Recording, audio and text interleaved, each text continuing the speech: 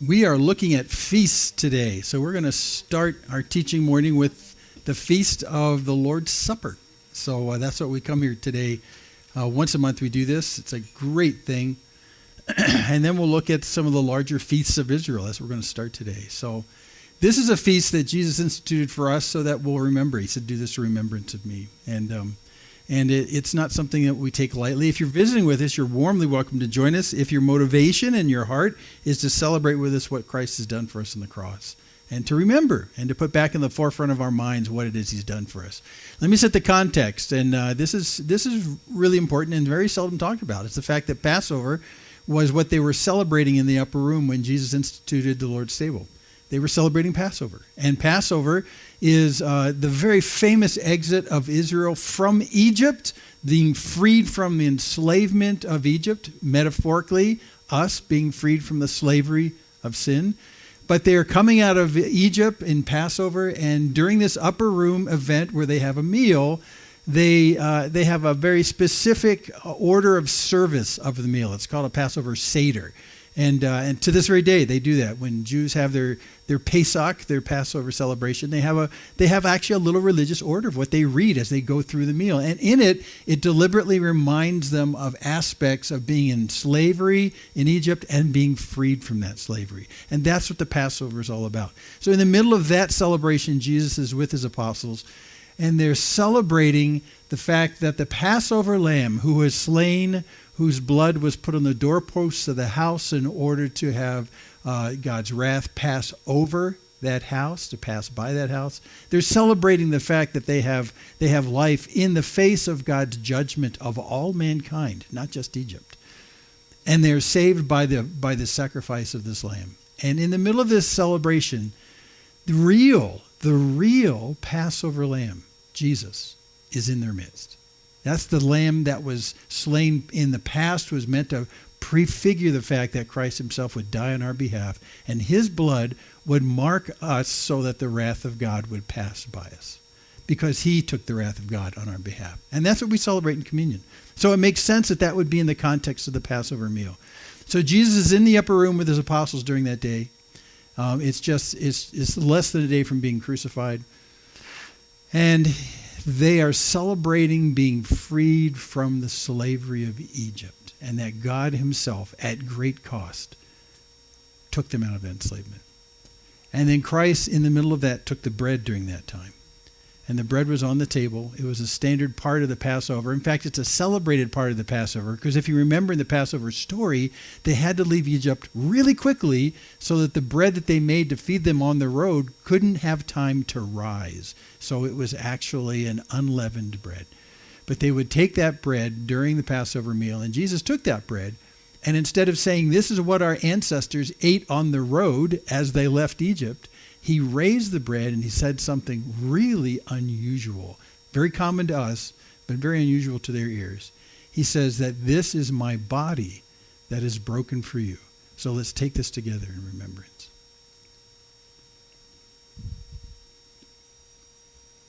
Without question, that confused them, because Jesus hadn't been crucified yet. What do you mean your body is broken for us? I think this is something that came on them as the days transpired, and they suddenly realized.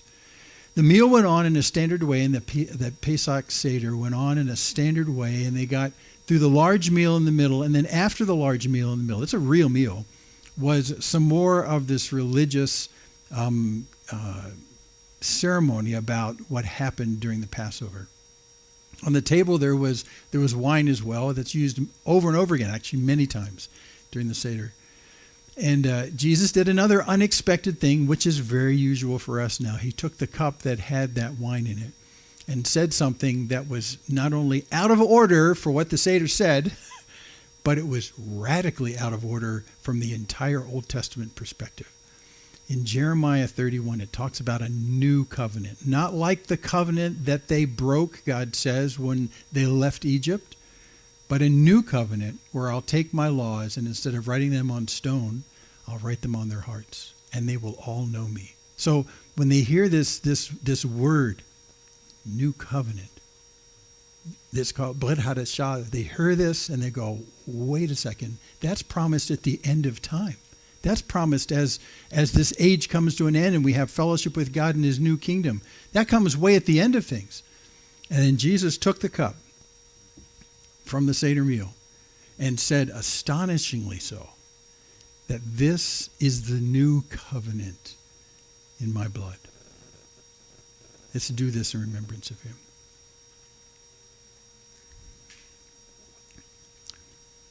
The confusion reigned that night, and it reigned through the next day as the crucifixion happened.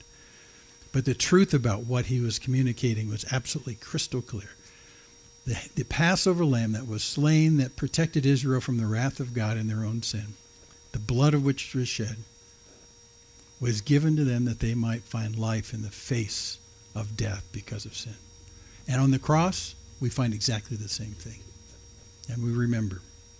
Father, we thank you for bringing us to mind this morning again, this tremendous truth that were it not for the blood of the Lamb, we deserve nothing but the wrath of God because of our sin, because of our rebellion, because of our deliberate distance from our own Creator. And we deserve that death. The sting of death is sin itself. But Father, we celebrate the fact in this mini feast that we had just now, we celebrate the fact that you have made a solution to our sins. You have paid the price for us so that just like on that day when they left Egypt, that the blood of that lamb would cause your wrath to pass by us. However, we also are humbled and staggered by the fact that that wrath came upon your Son in our place, that he might taste death for every one of us. So, Father, our hearts are humbled, staggered, and deeply thankful that you have called us to yourself, called us into your presence, and as a result that you have brought us into this new covenant of knowing you intimately and deeply with your Spirit inside of us, and knowing that you are gradually writing your laws on our hearts. So our hearts themselves exalt in the goodness of your law and your righteousness and goodness itself, because there is only one that's good, and that's you. So we celebrate that now in Jesus' name. Amen. So this is a picture of a feast. This is exactly what this room will look like in about 45 minutes. Well, not really. Except for the flowers and candles. Yeah, whose job was flowers and candles today? Nobody. Oh, you in the tuxedo. Does that mean the tuxedo? It's a good likeness, actually. So what we're going to do, we finished going through Ezra and Nehemiah, which is a fascinating historic account of the middle time of the life of Israel. Literally halfway between David as king and the coming of Jesus, the Messiah. Halfway in between Ezra and Nehemiah. And so we finished that and decided it would be neat to talk about the celebrations of Israel, because there was a great celebration in the end of Nehemiah. A great celebration as the word of God was read aloud. There was weeping, but then there was great celebration about the God's word being read. So I thought it'd be good for us to revisit celebrations, because interestingly enough, God is the God of Israel. He's the God of Abraham, Isaac, and Jacob, and he instituted in the life of that nation, with God as its center, a series of celebrations all through the year to remind us of things and to bring us into a real appreciation for what God has done for us. So when you fully realize what God has done for you, your natural response should be celebration and praise. So I felt like that we're kind of coming up short on that. So what we're going to do is put ourselves in the shoes of the Israelites, of the Jews, and look at their celebrations and look at their feasts and maybe join with them on that. And again, it'll be slightly historic, but you'll find that in the feasts of Israel, there is gigantic power in terms of what God's telling us about the things that we should celebrate in him, in who God is. So let me get rid of this picture right here. We're going to look at the feasts of Israel. Now in Leviticus, there's 7 of them listed. Well, actually 7.5, and we'll get to that half thing in a second. There's 7 of them listed, but since the time of Leviticus, which was during the time of the Exodus, from Leviticus to 7, but there's been 2 more feasts that have been added from that time, and we're going to add those as well. And the half feast we're also going to add. So it's going to take us a few weeks to get through these 9 or 10 things. But the feasts of Israel are they're literally feasts. And what you're going to have to understand so we can get our feet on the ground is you need to understand that their calendar is a lunar calendar. What? Oh no. Okay, so just hold on for a second because this is kind of interesting. What they did in the Jews' calendar, the Hebrew calendar, is that every month coincides with the moon. So when you have a new moon, you start the month, and then halfway through the month you get a full moon. And then halfway again on the month at the end, you go back to a new moon and a new month starts. So I made kind of a nerdy thing here. This is a whole year, and every one of those wedges is a month. So there's 12 wedges, there's 12 months in the calendar year. And if you're observant, you'll notice a problem in that picture. The 12 months aren't quite exactly a year. What? That's right, because if you go outside and you count the moon coming around through the year, it'll come through 12 plus. Not 13, not just 12, 12 plus. And in fact, on the Jewish lunar calendar, if you're a lunar calendar society like the Jews were, then at the end of the year, you will come up short 11 days. What? Yeah. But now you can't just add 11 days to the calendar. So what they do is they let that happen. The 12 cycles of the moon come through. We're 11 days short of being in the right place with respect to the sun. So what we do is we just start the next month again and we just keep going. But next time we come around, we'll be 11 days off. So after a year, for instance, the top of my circle here is New Year's, right? At the end of this year, New Year's is going to be 11 days earlier. And the year after that, it's going to be 22 days earlier than the first year. And the year after that, it'll be 33 days earlier because 11 days every year. So they said, we can't do this. This is just hard to deal with. So what they do is they let enough 11 days of every year add until you get up to about a month. And they just add a 13th month every handful of years. And then you're back to the top again. It's kind of crazy. By the way, our calendar isn't that much superior. Our 12 months in a year don't completely make a year cycle. We're short a quarter of a day. Did you know that? We're short a quarter of a day. 365 days is not long enough for the entire cycle for us to go around the sun. So we're short a quarter of a day.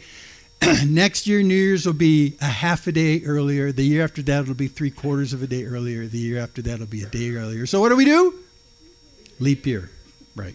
They had leap months. Every 3 to 4 years, they would add a 13th month to their calendar. Leap month.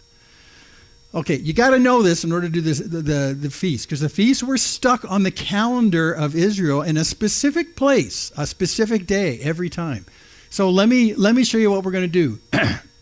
Here is this year's calendar. What? Are you confused yet? We're not going to do horoscopes. That's pagan. But this is our calendar this year. But in terms of seasons, okay, seasons. So this green segment is spring. Summer is this pinkish reddish. Fall is this orangish yellowish thing. And then blue is the wintertime. Huh? Eh? So where we are on this circular calendar in 2025 is right about here. That's February 2nd. Because we're almost halfway through winter. You there? I can't do this. You can do this. You can do this. Okay, you can do this. So that'll be very important because as I put on this outer lunar calendar of the Jewish year, I'm going to show you where the different celebrations are. And you need to see where they are relative to the seasons. So that's why I put 2025 on there. Since their calendar shifts 11 days every year because they don't quite make it, and then it resets again, it stays roughly in the same season for each of these celebrations, but not quite. It'll move around. You can check me on this. If you look at the date this year, for instance, for Rosh Hashanah, which is the new year, if you check that this year and then you check its date next year, it'll be 11 days different. And the year after that, 11 days more. So it's just everything slips by 11 days. Oh, I can't do this. Okay, so that'll be important. So where are the feasts of Israel? Well, this one's really important. That's Passover. And so that one's right there, smack dab in the middle of the first month. So that first segment at the top, That's the first month of the year. That's Nisan. That's the first month of the year. That's not a car model. That's Nisan, the month. But then the next one, watch that really closely. Boop, it's right there. It's right next to it. And then another one is right next to that. Boop, right there. What? Yeah, they're kind of crammed together right there. But then after that is a very famous celebration that's 7 weeks later, Pentecost. Okay. And then the next one happened, this is the growing season in between here because we're summertime. So there's not many celebrations that go on during that time. So there's another one way down here. And we'll see that one come up. That's actually exactly in the half year. It's after 6 months have transpired. Interesting little tidbit. The Jewish calendar actually has 2 New Years in it. What? I know. We'll explain it as we go along. But in terms of the festival calendar that we're looking at, it's at the top of the screen. The second New Year's that they celebrate is at the bottom of the screen, the one I just ticked right there. One is actually a feast or a religious calendar. The other one is kind of a civil calendar. But that also maps with another one of the religious feasts. And then there's one next to that down there. And then there's one next to that down there. And that actually adds up to 1, 2, 3, 4, 5, 6, 7. Those are the 7 feasts of Israel that are talked about in Leviticus. Now, I said there was 2 more. There's still to come on this picture. There's one that's over here, which is on our seasonal picture near the end of fall and just before winter. Well, the date that winter starts is December 21st, so it's somewhere in the middle of December. What did you celebrate in the middle of December about the same time we're doing Christmas? Hanukkah. So that's actually Hanukkah down there. See, it's just before the winter starts. Are you there yet? Are you oriented? Okay, and then there's one more. There's one more that's way up here, almost near the end of the year, by the end of the calendar year for them. And that's the one actually we're going to look at today. So what we're going to do is we'll look at that one first. We're going in opposite. We're going to the last one in the calendar first. And then what we're going to do is we're going to study them in reverse order from the last one to the first one in the calendar year until when we get to the first one, which is Passover, we'll have covered all of the celebrations. And why go with them in reverse? Well, because I can't do this. On our calendar, it'll take us about 10 Sundays to cover these celebrations. And 10 Sundays from now on the calendar is actually the for real Passover. Whoa. Feel like you're time traveling yet? Okay, so that's what we're going to do. So we're going to start with this one up here that's at the very end of the calendar year. And by the way, if you look at my seasonal map inside here, the blue is winter, so it's just about half a month before the end of winter. When is the day of the end of winter, beginning of spring? March 20, 21, 22, okay? So it's just about 2 weeks before March 20th. It's like early March. So if you know the Jewish calendar at all, there is a particular celebration they do in early March, just half a month before winter ends. And we're going to look at that one today. So we're going to look at that. And the name of this, and this is one of the extra ones, okay? This is Purim. We're going to look at Purim today. So we're going to find out what Purim is all about. It was added. It was not part of the Leviticus celebrations. But it's added. Was it legitimately added? Well, when you look at the book of Esther, chapter 9, 27, the Jews firmly obligated themselves and their offspring and all who joined them that without fail, they would keep these 2 days. It's actually a 2-day festival, according to what was written and the time appointed every year. Okay, so in Esther, they wrote this. Now, Esther is where we're going to be today. And there's another thing right here they say in Esther 9:21. It was obliging them to keep the 14th day of the month Adar and also the 15th day of the same year by year. The 14th and 15th day. And the month of Adar is right there. That's the name of the last month in the Jewish calendar, is Adar. And so the 15th of the month, since the month is roughly 30 days long, it's 29 and a half days long. Since it's that long, then we're right smack dab in the middle of the month. Right there. So that's what we're going to look at today. We're going to look at Purim. Now, in present day Jewish celebrations, this is probably one of the most favorite celebrations in the Jewish community. I know this is a fact. I was raised in a Jewish community on the East Coast. This was, in kind of respectful terms, the Halloween of all the festivals. What? Yes, because what they would do is they would come to synagogue, and they would come in costumes of people in the Purim story. And they would also have noisemakers. We'll introduce in a second. I didn't bring my noisemakers this morning because people lost their hearing last week when I used it. But it's really quite a raucous celebration. But people come in costume. And so when you see maybe news events about Purim coming on the calendar, you'll see people walking through the streets wearing, it's like Halloween. It's like Halloween. So they celebrate Purim, which is the entire story of Esther, the entire book of Esther. The way they celebrate it is by cosplay, believe it or not, a little bit of costume playing, as well as just in the synagogue and gathered together, a public reading of Esther. And that's what we're going to do today. We're going to do a public reading of Esther. And in the public reading of Esther, while you're all dressed up, I should have given you some warnings about dressing up. Although most of you look like you're kind of in some kind of costume. No, I'm just kidding. It's interactive. It's not just someone reading it. When the bad guy in the story is read aloud, what you want to do if you're in the synagogue or here today, that's fine. When the bad guy's name comes out in the story, you want to drown out his name so no one can hear his name.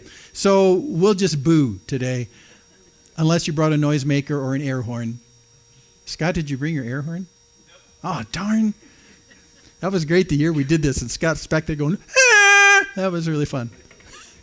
Okay, so that's how Purim is celebrated, and then there's a big feast that goes along with it. But it really is just to remember and to celebrate what went on in the book of Esther. So that's what we're going to do today, is read that. Okay, so Esther, why start with Esther on our feast celebrations? Well, because it happened during the time of Ezra and Nehemiah. So where? In the Persian captivity, present day Iraq and Iran, okay? And what time? About 486 to 464 BC. Not exactly sure the time, but that is the accepted times of the king Ahasuerus. It looks like Ahasuerus, but it's Ahasuerus.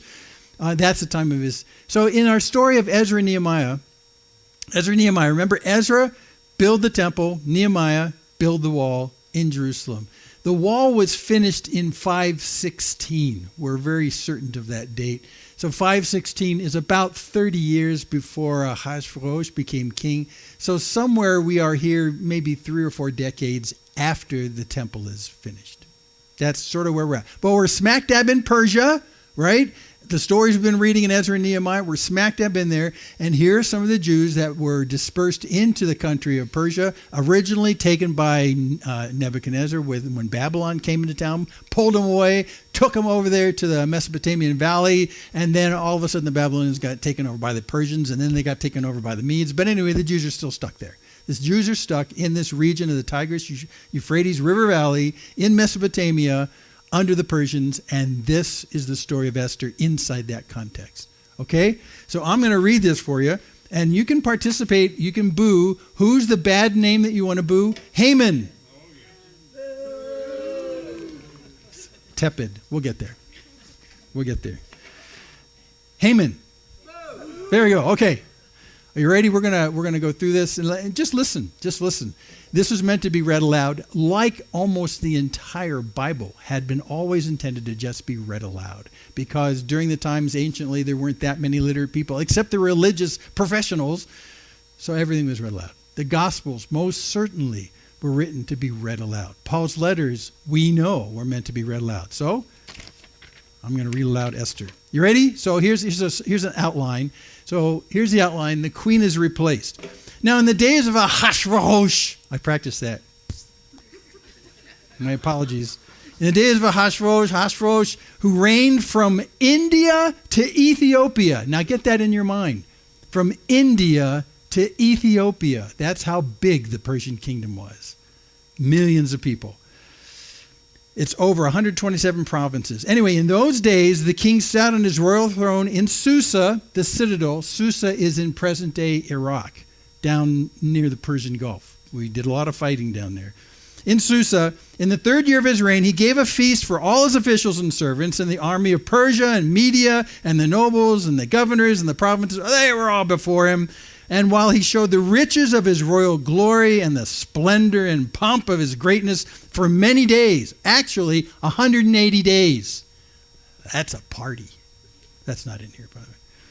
And when these days were completed, the king gave for all the people present in Susa, the citadel, both great and small, a feast lasting for 7 days in the court and of the garden of the king's palace. There was white cotton curtains, violet hangings fastened with cords and fine linen, purple to silver rods, marble pillars, couches of gold and silver on the mosaic pavement of porphyry and marble and mother of pearl and precious stones. Drinks were served in golden vessels of different kinds, and the royal wine was lavished according to the bounty of the king. And drinking was according to this edict. There is no compulsion. Okay? For the king had given orders to all the staff of his palace to do as each man desired. Now, Queen Vashti. When you hear Queen Vashti's name, you always have to raise your eyebrows a few times. Like that. Queen Vashti.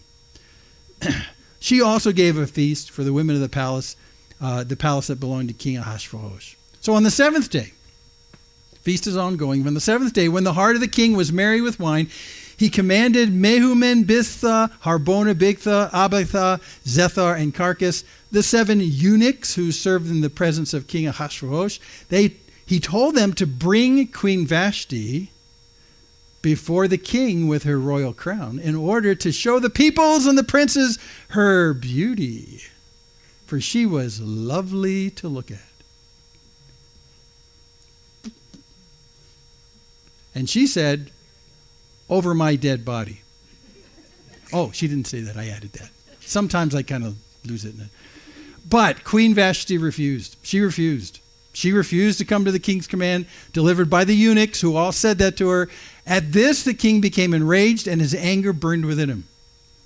By the way, at this point, small comment. Some commentators believe that when Ahasuerus asked Queen Vashti to come and parade her beauty in front of them, some think that she was supposed to come without any clothes on, just wearing her crown. Now, we don't know that for sure, but it's still very demeaning for the king to tell the queen, why don't you come in and parade in front of all these people partying, and we've been drinking a whole lot, by the way. Why don't you come in and just show how pretty you are? It's like turning the queen, who is supposed to be respected and an authority, it's turning her into like a beauty pageant. It's very demeaning. So she refuses. She refuses. So the king said to the wise men who knew the times, for this was the king's procedure toward all who were versed in law and judgment, the men next to him, the 7 princes of Persia and Media who saw the king's face.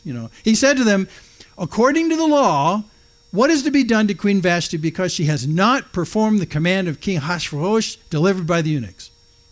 So Memucan, one of these guys, said in the presence of the king and the officials, well, not only against the king has Queen Vashti done wrong, but also against all the officials and all the peoples who are in the provinces of King Ahasuerus.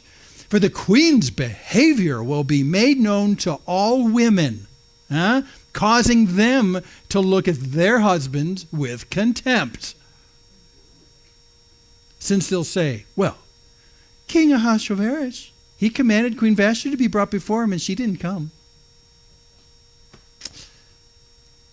This very day, the noble women of Persia and Media who have heard of the queen's behavior will say the same to all the king's officials, and there will be contempt and wrath in plenty.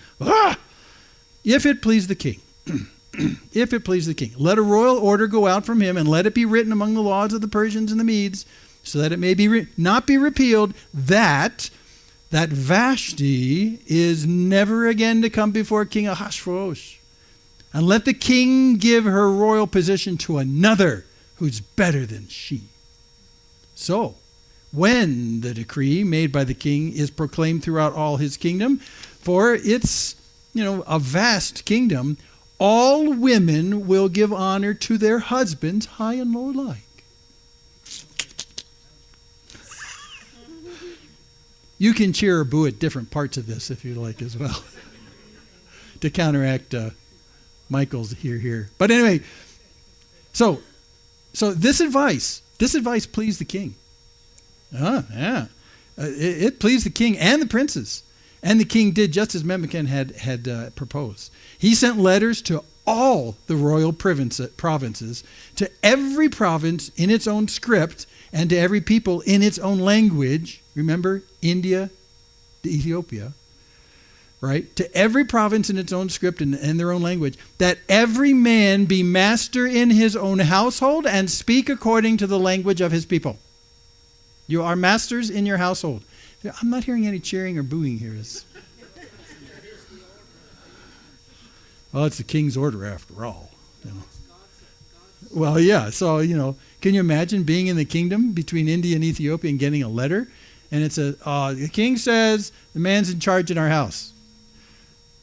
Okay, chapter 2. Well, after these things, when the anger of the king had abated, he remembered Vashti and what she had done and what had been decreed against her.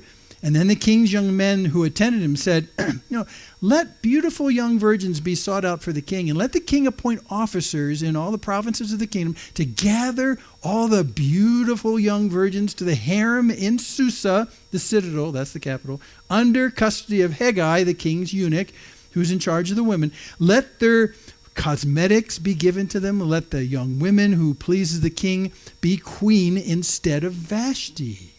Yeah. This pleased the king. So he did so. Now, there was a Jew in Susa, the citadel, whose name was Mordecai. He's our hero. You can cheer when you hear Mordecai. Yeah. Mordecai, the son of Yair, the son of Shimei, the son of Kish, a Benjamite tribe, who had been carried away from Jerusalem, among the captives, carried away when Jeconiah, the king of Judah, whom Nebuchadnezzar, king of Babylon, had carried away. So this Mordecai was bringing up Hadassah. She's our hero of this story, Hadassah. That is Esther. That's her Persian name. Yeah, Hadassah, that's her Hebrew name.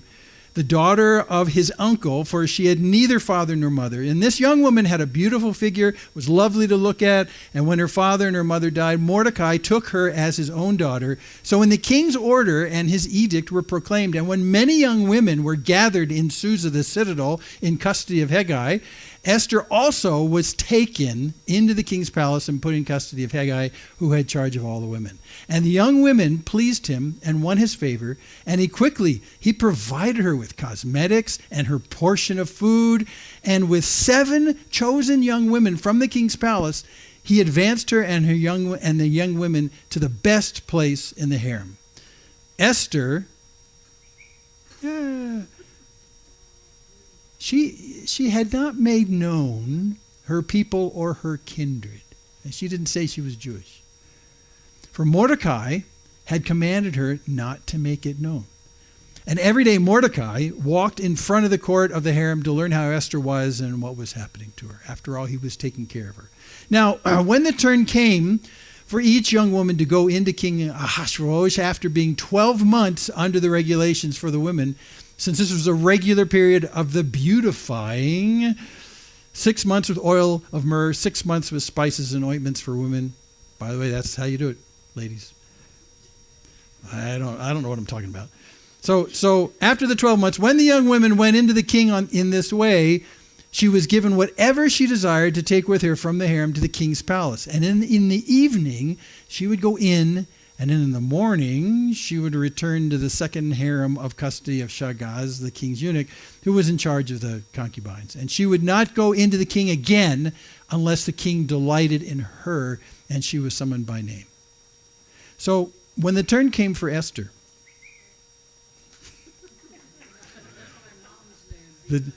that's your mom's name? Esther? Nice. Okay. So when the turn came from Esther, the daughter of Abihail, the uncle of Mordecai, who had taken her as his own daughter to go into the king, she asked for nothing except what Hegai, the king's eunuch, who had charge of the women, advised. So now Esther was winning favor in the eyes of all who saw her. And when Esther was taken to King Ahasuerus into his royal palace in the 10th month, which is the month of Tebeth in the 7th year of his reign, the king loved Esther more than all the other women, and she won grace and favor in his sight more than all the virgins, so that he set the royal crown on her head and made her queen instead of Vashti. Then the king gave a great feast for all his officials and servants. It was Esther's feast. Esther's feast. He also granted a remission of taxes in all the provinces and gave gifts with royal generosity. Woohoo! And they all lived happily ever after. Chapter 3. So after these things, King Ahasuerus promoted Haman, the Agagite, the son of Hammedatha, and advanced him and set his throne above all the officials who were with him. And all the king's servants who were at the king's gate, they bowed down and they paid homage to Haman, for the king had so commanded concerning him. But Mordecai did not bow down or pay homage.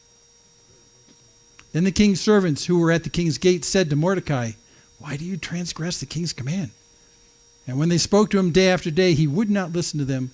They told Haman in order to see whether Mordecai's words should stand, for he had told them that he was a Jew. So when Haman saw that Mordecai did not bow down or pay homage to him, Haman was filled with fury. He was filled with fury. But he disdained to lay hands on Mordecai alone. So, as he had made known to him the people of Mordecai, the Jews, Haman decided to destroy the people of Mordecai. Haman sought to destroy all the Jews. He sought to destroy all the Jews, the people of Mordecai, throughout the whole kingdom of Ahasuerus, India to Ethiopia. In the first month, which is the month of Nisan, in the 12th year of King Ahasuerus, they cast pur, that is, they cast lots. Think dice, something like that. They cast lots before Haman day after day. And they cast it month after month till the 12th month, which is the month of Adar. We saw that this morning, okay? Then Haman said to King Ahasuerus, "There is a certain people scattered abroad and dispersed among the peoples of all the provinces of your kingdom. Their laws are different from those of every other people. They do not keep the king's laws, so that it is not to the king's profit to tolerate them. If it please the king, let it be decreed that they must be destroyed." Yeah. "And I will pay 10,000 talents of silver into the hands of those who have charge of the king's business, that they may put it in the king's treasuries." 10,000 talents for you. So the king took his signet ring from his hand, gave it to Haman the Agagite, the son of Hammedatha, the enemy of the Jews. And the king said to Haman, "Well, the money is given to you, the people also, to do with them as it seems good to you." So the king's scribes then were summoned on the 13th day of the first month, and an edict, according to all that Haman commanded, was written to the king's satraps and to the governors over all the provinces and to the officials of all the peoples, to every province in its own script, every people in their own language. It was written in the name of King Ahasuerus, and sealed with the king's signet ring. Letters were sent by couriers to all the king's provinces with instruction to destroy, to kill, to annihilate all Jews, young and old, women and children in one day, the 13th day of the 12th month, which is the month of Adar. And also to plunder their goods, take their stuff. So a copy of this document was to be issued as a decree in every province by proclamation to all the peoples to be ready for that day. And the couriers went out hurriedly by order of the king, and the decree was issued in Susa, the citadel, and the king and Haman sat down to drink, but the city of Susa was thrown into confusion.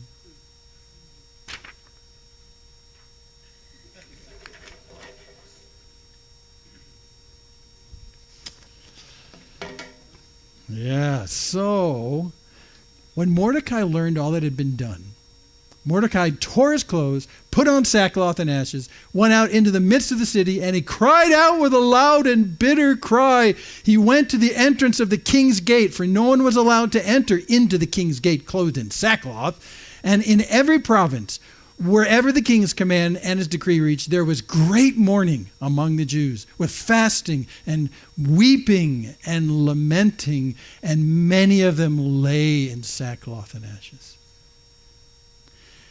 Now when Esther's young women and her eunuchs came and told her, well, the queen was deeply distressed. She sent garments to clothe Mordecai so that he might take off his sackcloth, but he wouldn't accept them.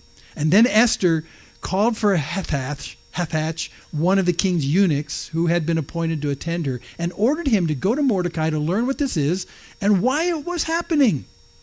So Hathach went out to Mordecai in the open square of the city in front of the king's gate, and Mordecai told him all that had happened to him and the exact sum of money that Haman had promised to pay into the king's treasuries for the destruction of the Jews.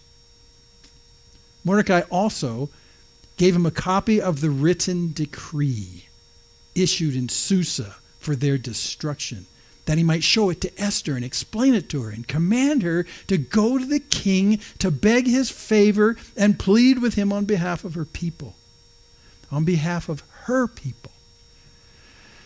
And Hathach went, told Esther what Mordecai had said. Then Esther spoke to Hathach and commanded him to go to Mordecai and say even more. All the king's servants and the people of the king's provinces, they know that if any man or woman goes to the king inside the inner court without being called, there's only one law: to be put to death. Well, except for the one to whom the king holds out his golden scepter so that they may live. But as for me, I haven't been called to come to the king these 30 days. And they told Mordecai what Esther had said. And then Mordecai told them to reply to Esther. Say this. Do not think to yourself that in the king's palace you will escape any more than all the other Jews. For if you keep silent at this time, relief and deliverance will rise for the Jews from another place, but you and your father's house will perish. And who knows? Who knows whether you have not come to the kingdom for such a time as this? Then Esther told him to reply to Mordecai. And she said, Go, gather all the Jews to be found in Susa. Hold a fast on my behalf, and do not eat or drink for 3 days, night and day. I and my young women will also fast as you do. And then I will go to the king, though it's against the law. And if I perish, I perish. So Mordecai then went away and did everything as Esther had ordered him. On the third day, Esther put on her royal robe, stood in the inner court of the king's palace in front of the king's quarters, while the king was sitting on his royal throne inside the throne room opposite the entrance to the palace. And when the king saw Queen Esther standing in the court, she won favor in his sight, and he held out to Esther the golden scepter that was in his hand. So then Esther approached, touched the tip of the scepter, and the king said to her, What is it, Queen Esther? What's your request? It shall be given you even to the half of my kingdom.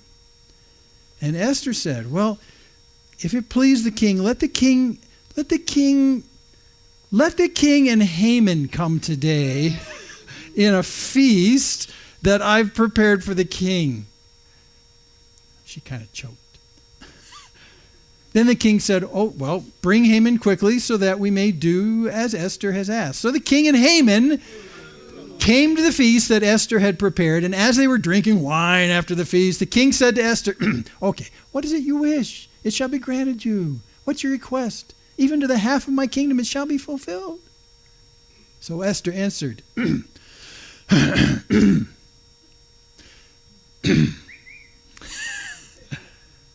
well, my wish and my request is this.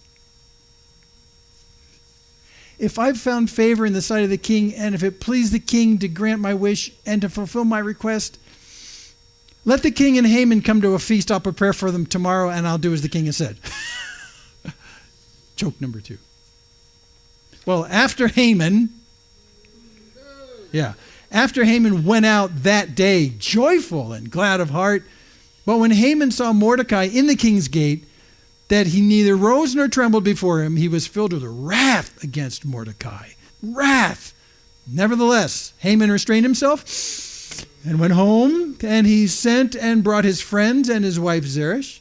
And Haman recounted to them the splendor of his riches, the numbers of his sons, all the promotions which the king had honored him, and how the king had advanced him above all the officials and the servants of the king. Then Haman said, even Queen Esther, let no one but me come with the king to the feast she prepared. And tomorrow also I'm invited by her together with the king. Yet all this is nothing to me, so long as I see Mordecai the Jew sitting at the king's gate. Then his wife Zeresh and all his friends said to him, hey, look, let a gallows 50 cubits high be made. Make a gallows. And in the morning, tell the king to give Mordecai to you and hang him on it. Then, after that, joyfully go with the king to the feast with Esther. Easy. Well, this idea pleased Haman. So he had a gallows made. By the way, you know how high 50 cubits is? 75 feet. That's about as high as a 7-story building. That's a gallows. So on that night now, the king couldn't sleep.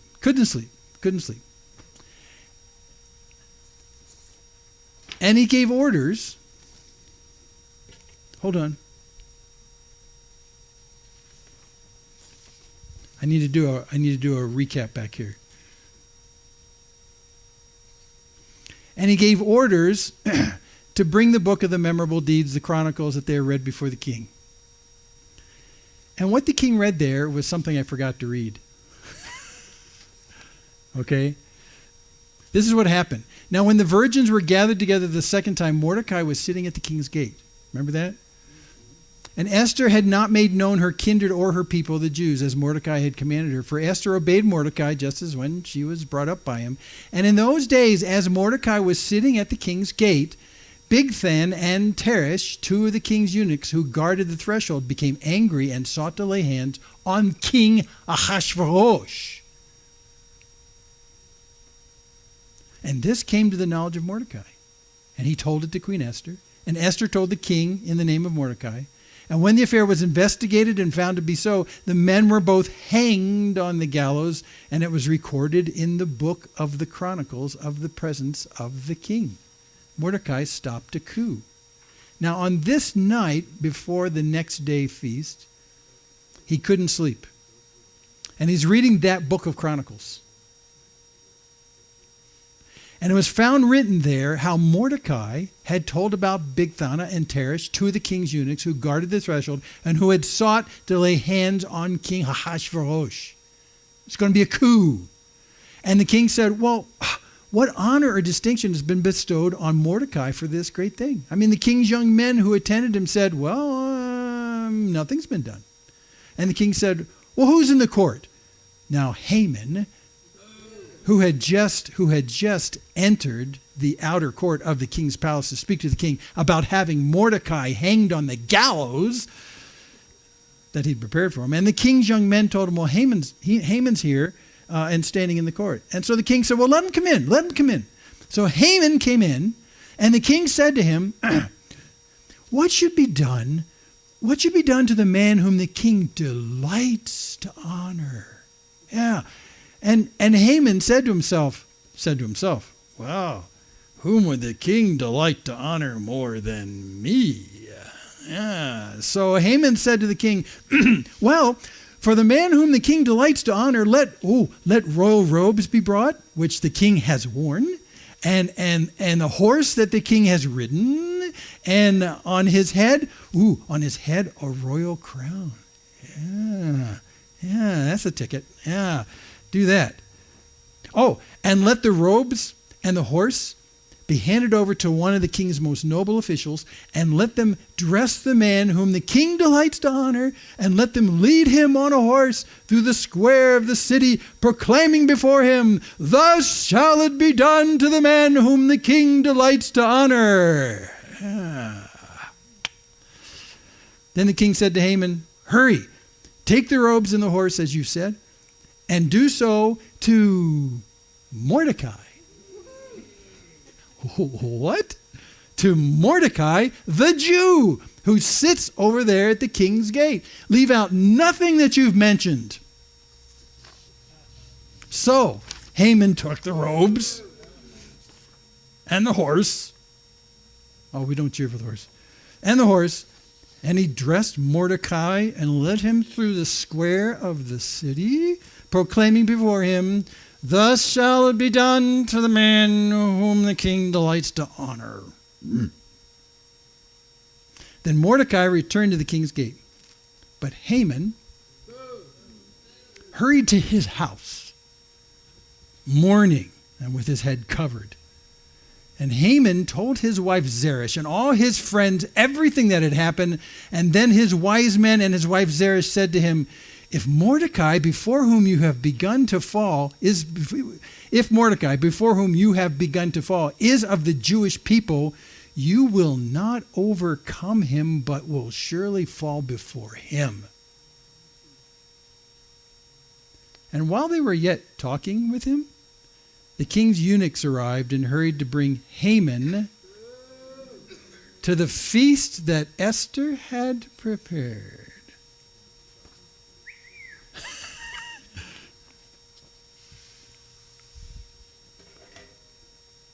Feast, part 2. So the king and Haman went into the feast with Queen Esther. Woo. And on the second day, as they were drinking wine after the feast, the king again said to Esther, so what is your wish, Queen Esther? It shall be granted you. And what is your request? Even to half of my kingdom it shall be fulfilled. Then Queen Esther answered,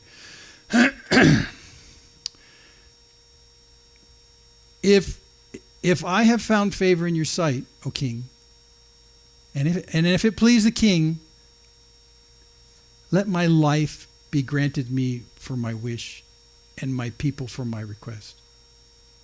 For we've been sold. We've been sold. I and my people to be destroyed and to be killed and to be annihilated. If we had been sold merely as slaves, men and women, I would have been silent, for our affliction is not to be compared with the loss to the king.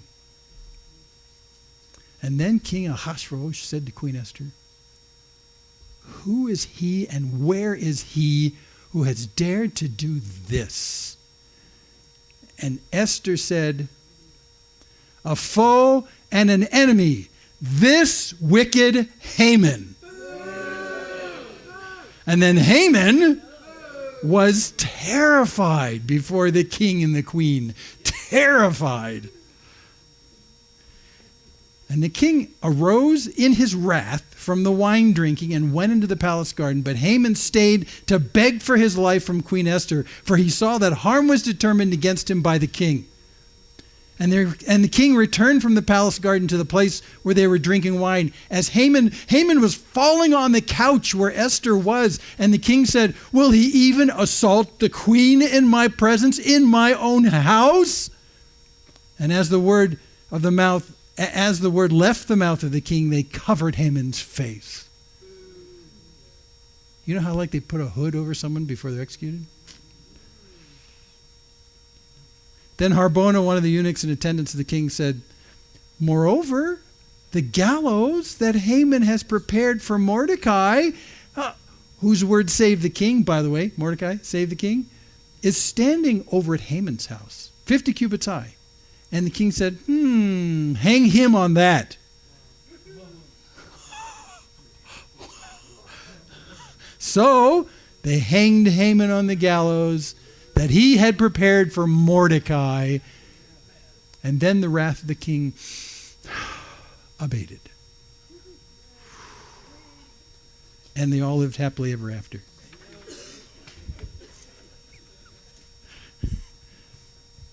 Keep me honest.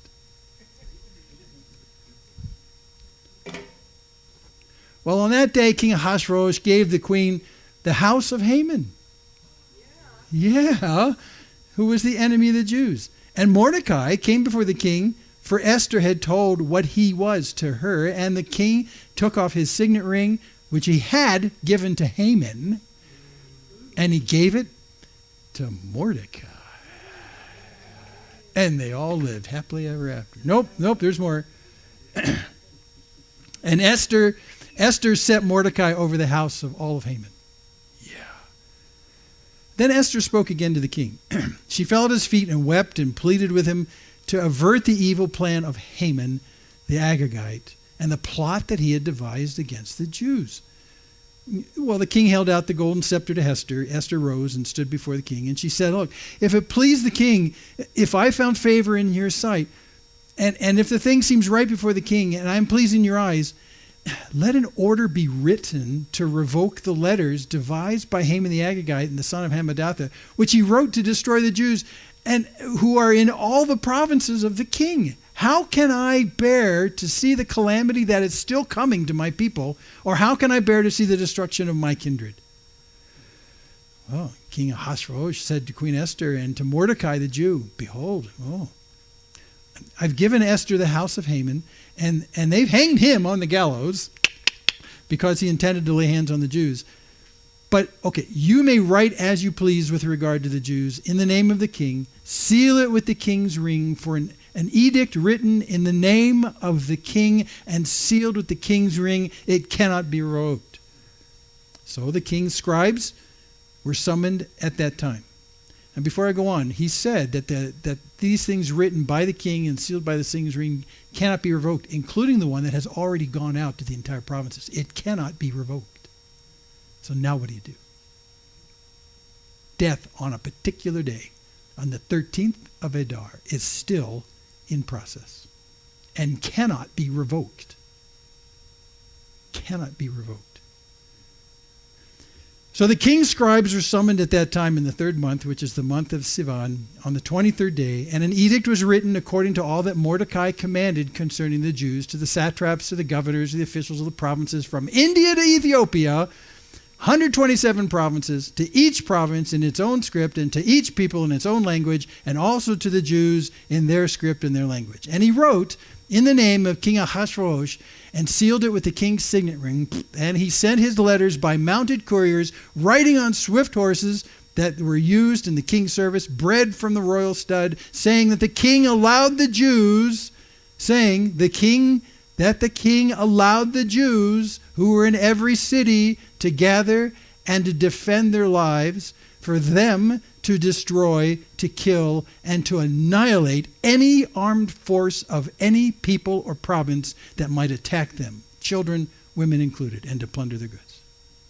On one day, this was planned to happen throughout all the provinces of King Ahasuerus on the 13th day of the 12th month, which is a month of Adar. So a copy of what was written was to be issued as a decree in every province, being publicly displayed to all peoples, and the Jews The Jews were to be ready on that day to take vengeance on their enemies. So the couriers, mounted on their swift horses that were used in the king's service, rode out hurriedly, urged by the king's command, and the decree was issued in Susa the citadel. The second edict is you can defend yourselves, and you can kill and annihilate anyone who comes after you. Then Mordecai went out from the presence of the king in royal robes of blue and white, with a great golden crown and a robe of fine linen and purple, and the city of Susa shouted and rejoiced. The Jews had light and gladness and joy and honor. And in every province, in every city, wherever the king's command and his edict reached, there was gladness and joy among the Jews, a feast and a holiday. And many from the peoples of the country declared themselves Jews, finally, for fear of the Jews had fallen on them. Now, in the 12th month, Adar, in the 12th month, which is the month of Adar, on the 13th day of the same, when the king's command and edict were about to be carried out, on the very day when the enemies of the Jews hoped to gain the mastery over them, the reverse occurred. What? The Jews gained mastery over those who hated them. The Jews gathered in their cities throughout all the provinces of King Ahasuerus and to lay hands on those who sought their harm. And no one could stand against them, for the fear of them had fallen on all the peoples. All the officials of the provinces and the satraps and the governors and the royal agents who also helped the Jews for fear of Mordecai had fallen on them. For Mordecai was great in the king's house. His fame spread throughout all the provinces. For the man Mordecai grew more and more powerful. And the Jews struck all their enemies with the sword, killing and destroying them, and did as they pleased to those who hated them. In Susa, the citadel itself, the Jews killed and destroyed 500 men, and also killed Parshananda and Dalphon and Aspatha and Paratha, Adalia, Adatha, and Parmashta, and Arisai, and Aridai, and Visai, the 10 sons of Haman.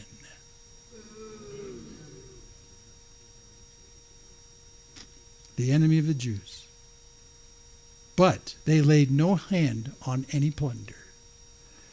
That very day, the number of those killed in Susa, the citadel, was reported to the king. And the king said to Queen Esther, in Susa, the citadel, the Jews have killed and destroyed 500 men, and also the 10 sons of Haman. What then have they done in the rest of the king's provinces? Now, what is your wish? It shall be granted you. And what further is your request? It shall be fulfilled, said the king. And Esther said, if it please the king, let the Jews who are in Susa be allowed tomorrow also to do according to this day's edict. And let the 10 sons of Haman be hanged on the gallows. So that the king commanded this to be done. A decree was issued in Susa, and the 10 sons of Haman were hanged. And the Jews who were in Susa gathered also on the 14th day of the month of Adar, and they killed 300 men in Susa, and they laid no hands on the plunder. Now, the rest of the Jews who were in the king's provinces also gathered to defend their lives and got relief from their enemies and killed 75,000 of those who hated them. But they laid no hands on the plunder. This was the 13th day of the month of Adar, and on the 14th day they rested and made that a day of feasting and gladness. But the Jews who were in Susa gathered on the 13th day and on the 14th and rested on the 15th, making that a day of feasting and gladness. By the way, to this day, there's dispute in the Jewish community about when the days are you're supposed to celebrate. And they celebrate Purim on a different day in Jerusalem than they do in all the outlying regions because of that. Therefore, the Jews of the villages who live in the rural towns hold the 14th day of the month of Adar as the day for gladness and feasting, as a holiday and as a day on which they send gifts of food to one another. And Mordecai recorded these things, and he sent letters to all the Jews who were in all the provinces of King Ahasuerus, both near and far, obliging them to keep the 14th day of the month of Adar and also the 15th day of the same year after year as the days on which the Jews got relief from their enemies, and as the month that had been turned for them from sorrow into gladness and from mourning into a holiday. that they should make them days of feasting and days of gladness, days for sending gifts of food to one another and gifts to the poor.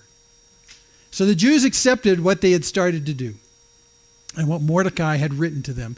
For Haman the Agagite, the son of Hammedatha, the enemy of the Jews, had plotted against the Jews to destroy them and had cast pur, that is, cast lots, to crush and to destroy them. But when it came before the king, he gave orders in writing that his evil plan that he had devised against the Jews should return on his own head, and that he and his son should be hanged on the gallows. Therefore they called these days Purim, after the term pur. Therefore, because of all that was written in this letter and of what they had faced in this matter and of what had happened to them, the Jews firmly obligated themselves and their offspring and all who joined them. And without fail, they would keep these 2 days according to what was written and at the time appointed every year. And these days should be remembered and kept throughout every generation, in every clan, every province and city, and that these days of Purim should never fall into disuse among the Jews, nor should the commemoration of these days cease among their descendants. And then Queen Esther, the daughter of Abihail, and Mordecai, the Jew, gave full written authority, confirming the second letter about Purim. Letters were sent to all the Jews to the 127 provinces of the kingdom of Ahasuerus in words of peace and truth, that these days of Purim should be observed at their appointed seasons, as Mordecai the Jew and Queen Esther obligated them, and as they had obligated themselves and their offspring with regard to the fasts and their lamenting. The command of Esther confirmed these practices of Purim, and it was recorded in writing. King Ahasuerus imposed tax on the land and on the coastlands of the sea, and all the acts of his power and might, and the full account of his high honor of Mordecai, to which the king advanced him, are they not written in the book of Chronicles of the kings of Media and Persia? For Mordecai the Jew was second in rank to King Ahasuerus, and he was great among the Jews, and popular with the multitude of his brothers, for he sought the welfare of his people, and he spoke peace to all his people. The end.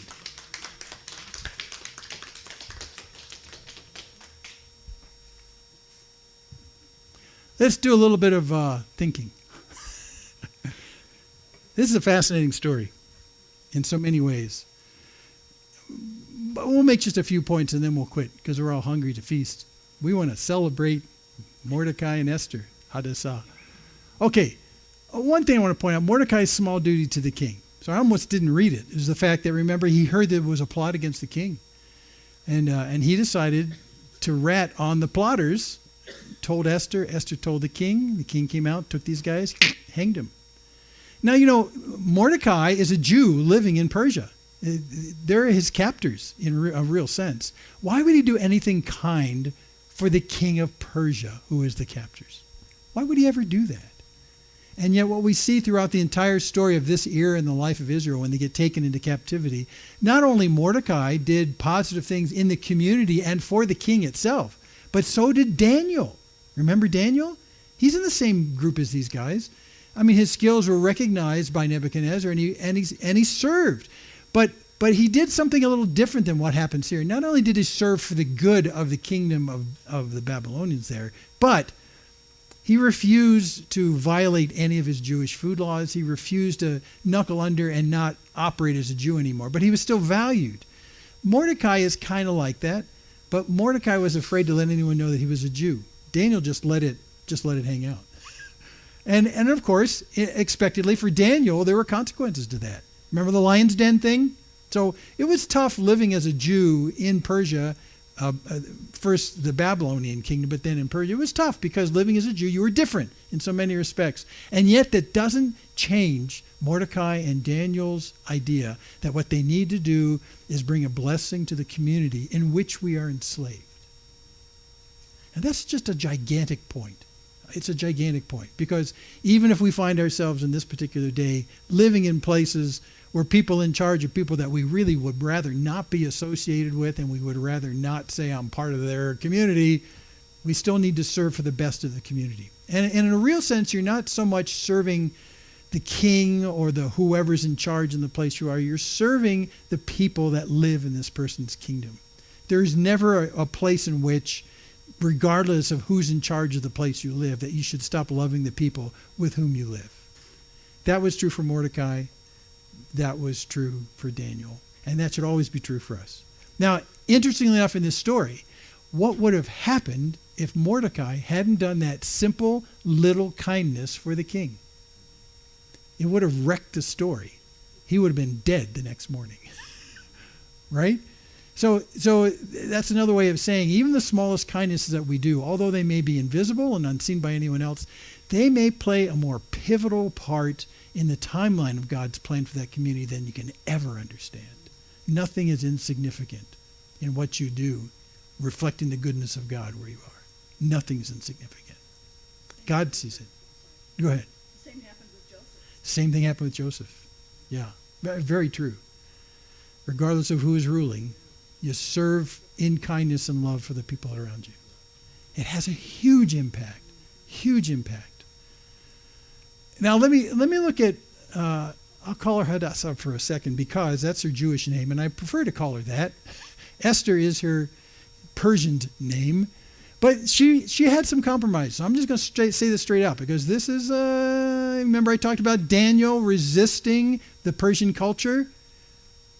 Well, she found a privileged harem placement. Now, she was taken by force to be put in the harem, but then she really went along with the program when her beauty kind of outshined the others, she and 7 others, and they got to the best part of the harem placement and stuff like that. Why is it that she didn't at that point say, no, I can't do this. This is wrong. This is immoral. This is against the God of Abraham, Isaac, and Jacob. You don't do what they're planning for me to do here. I need to check out of this. Just like Daniel did. They made an edict with Daniel saying you can't pray. And so what did he do? He sat in the window and prayed where everyone could see him. I'm praying right now. What are you going to do about it? Could be. But there's a sense in which when I don't want you to condone what Esther does at this point. What Hadassah does right here. She should have raised a hand somewhere in this process and said, this is against the law of the God of Abraham, Isaac, and Jacob, where I'm headed here. But she was forcefully taken, and she willingly got put in the best place. It's just like, don't do this. This is immoral in many respects, and especially the next thing. She slept with the king, right? There was these trials where you bring him in and you stay overnight, and the king says, it's not death, but it's basically you go into the concubine harem instead of another place. But it's still he's test driving for a queen, and so she slept with the king. That's not right either. I'm just saying it's we cheer Hadassah and Esther, we cheer her, and there's some things she does good later, but I don't want you to skip the fact that what she did here was not right. That being said, also when Mordecai came to her and said, look, this is the plan that's going on. And what's her first response? I will march right into the king and tell him where to get off in terms of saving my people. No, she doesn't do that. She doesn't have that same boldness that we definitely see with Daniel. She says, well, look, here's how things work here, Mordecai. Here's how things work here. If you go into the presence of the king and he hasn't asked you to come in, there's only one law in effect at that stage, and that one law is death. That's how she says it. Unless, of course, the king raises a scepter to her. But, and I haven't, she said, and I haven't been called in there for 30 days. So I have no place to do this. So she has pushback with Mordecai in the face of the fact that there's a genocide planned for all her people. Not her proudest moment right there. Again, these are kind of compromises with the culture that you don't want to lionize, you don't want to make a hero out of her, because these things she just kind of went with the flow, sort of. She was incredibly beautiful. But the fascinating thing is that even in the midst of these compromises, where she should have done a Daniel thing at many of these stages in this process, she should have done a Daniel thing. She doesn't. And yet the fact that she compromises her ethics and her godly morality the fact that she compromised all those things, does it stop God's plan? No. And this is the fascinating thing in this story. Now, we all agree that doing good is right. And being ethical and moral is right from God's definition. Those things are all right. However, in your weakness, if you fail to do what's right, you still cannot thwart God's plans. And I think that's a fascinating thing. That's a fascinating thing. And if, like me, if you look back on your history and you see the ways in which in your past you have compromised, you have given in, you haven't been a stellar person. And at that point, if it was really bad, you say to yourself, well, God, I'm useless to you anymore because of what I've done. And God says, oh, no, you're not. No, you're not. Yeah.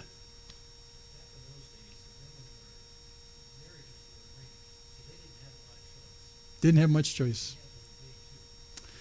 But she could have disobeyed and died.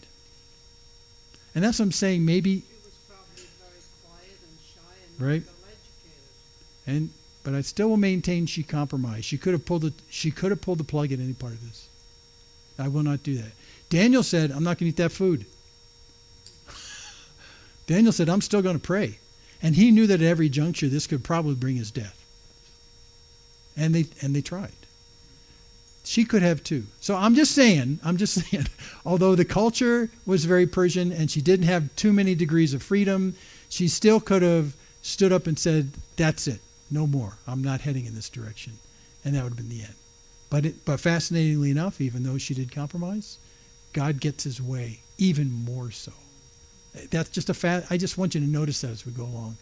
Also, she finally does imperil herself twice in terms of going into the king. She does. She goes in twice. And so something changes in her where at the first interaction with Mordecai, she says, you're going to die if you do this. What you're asking me to do is barge into the presence of the king while he's in the throne room, and I'm going to die. That's just the rule. There's only one law, death. There's only one law, death. And then all of a sudden, she says, okay, I'll do this. And she fully accepts the probability of the consequences. If I perish, I perish.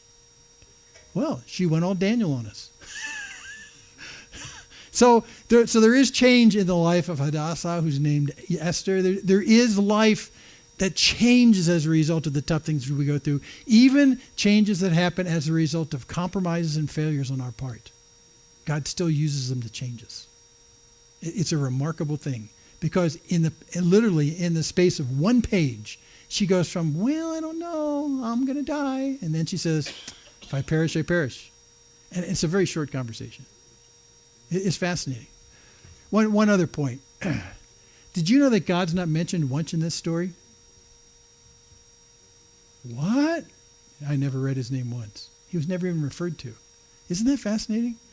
And for that very reason, a lot of people who argued about what should be in the Bible or not in the Bible said, should we include a book where God's not mentioned at all? Now, this is what the Jews argued for a long time. Should we include Esther? God's not even mentioned at all in all of this kind of stuff. And yet, God is there and he's faithful. So anyway, what I want to mention is this really true? God doesn't show up literally. He's not mentioned in the entire thing. And yet he's there in a forceful way, because as the circumstances of the story go along, there are things that neither Esther nor Mordecai could actually arrange to happen, and yet God arranges to happen. The fact that the Jews themselves were allowed by the second edict, since the first edict could not be erased, because no edict from the king can be erased, they were allowed to defend themselves. There's nothing that would say that when they defend themselves, they might not be overtaken by the people who hate them.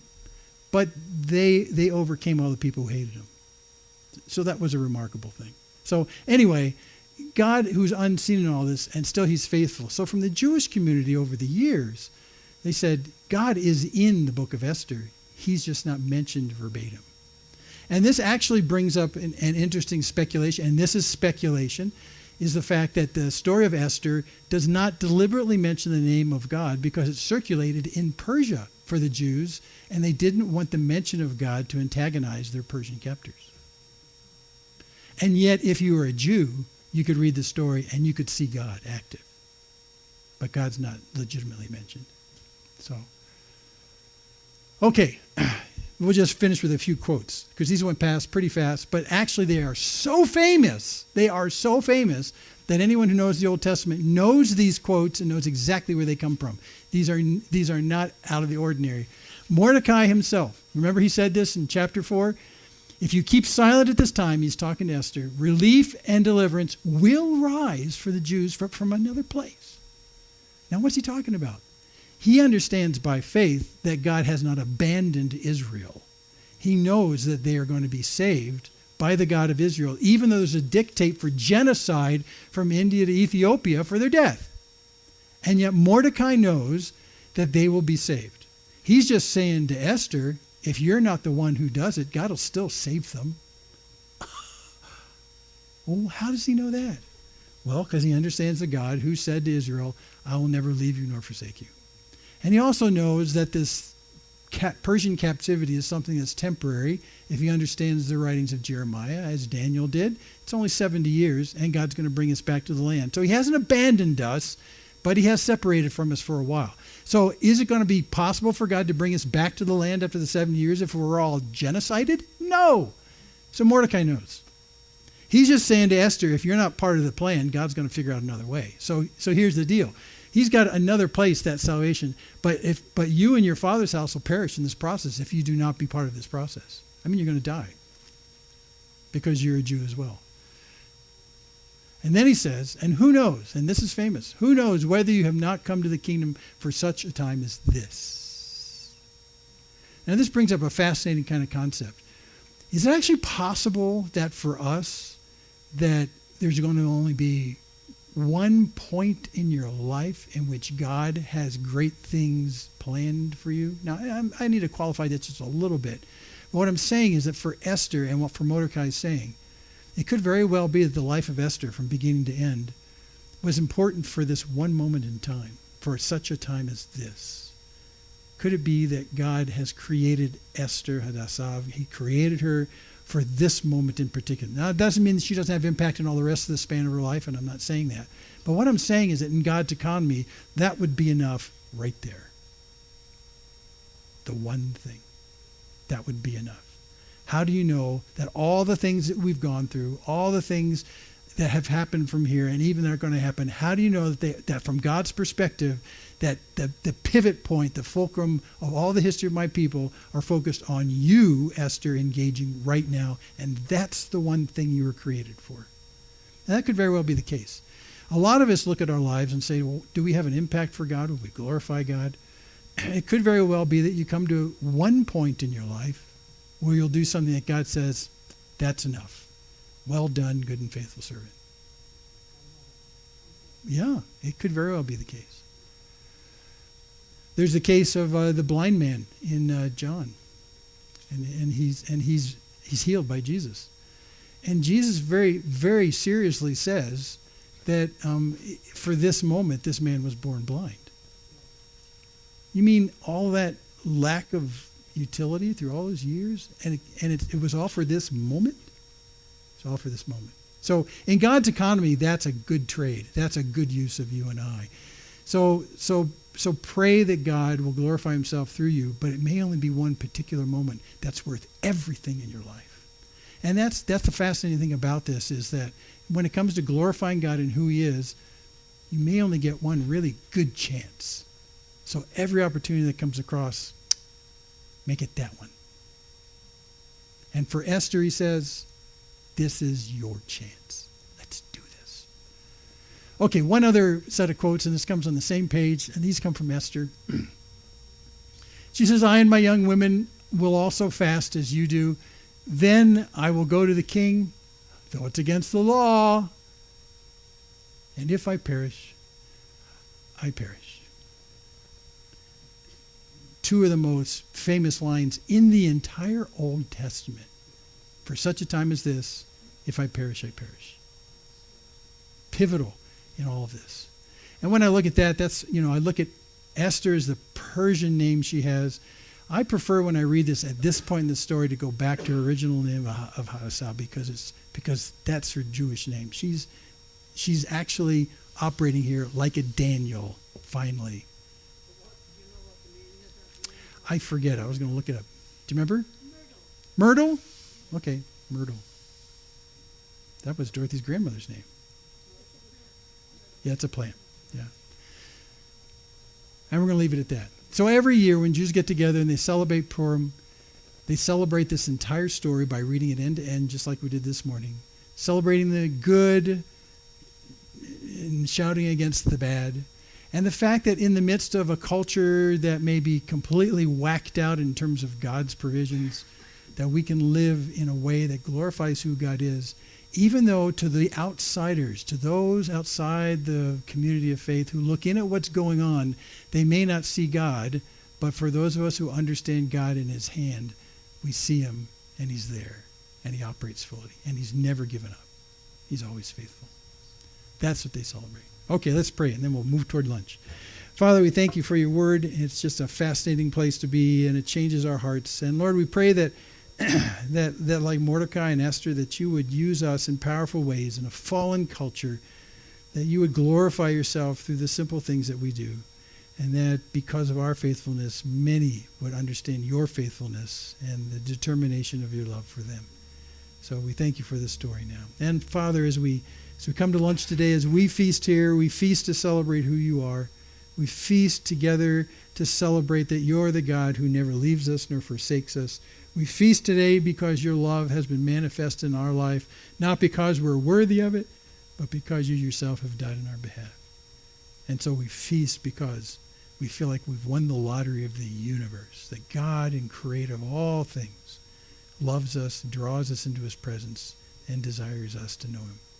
So we feast because of that. So we thank you for the food that you give us. We thank you for the people that you bless us with here. And we pray that you be glorified in all that happens as we partake in this food you provided and as we partake in the people who are around us. So thank you now in Jesus' name. Amen.